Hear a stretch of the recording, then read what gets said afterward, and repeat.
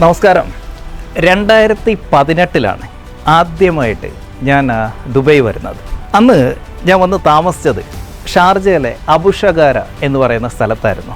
അവിടെ ഒരൊറ്റ റൂമുള്ള ഒരു ചെറിയ റൂമുള്ള ഒരു ഫ്ലാറ്റിൽ അവിടെ വേറൊരു ഫാമിലി താമസിക്കുന്നുണ്ടായിരുന്നു. അവരുടെ ഹാളിലെ ഒരു സോഫ സെറ്റിയിലായിരുന്നു ഞാൻ 1.5 വർഷത്തോളം കിടന്നുറങ്ങിയത്. അവിടെയായിരുന്നു എൻ്റെ താമസം.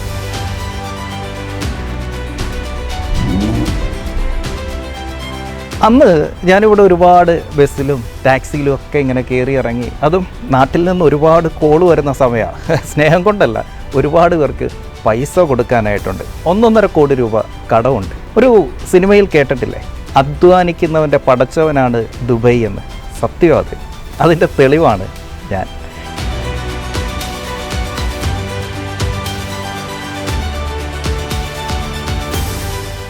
അങ്ങനെ അത്രയും ബുദ്ധിമുട്ടിയ എന്നെയാണ് ഈ മണ്ണ് അനുഗ്രഹിച്ചിരിക്കുന്നത്. ഇതുപോലെ എന്നെ മാത്രമല്ല കേട്ടോ, ഒരുപാട് ലക്ഷക്കണക്കിന് ആളുകളെ അനുഗ്രഹിച്ച മണ്ണാണിത്. പിന്നെ നമ്മളങ്ങനെ വിട്ടുകൊടുക്കത്തില്ലല്ലോ, കാരണം മലയാളി പൊളിയല്ലേ, ഞാനും ഒരു മലയാളിയല്ലേ. അപ്പോൾ അങ്ങനെ തുടങ്ങല്ലേ നമ്മൾ.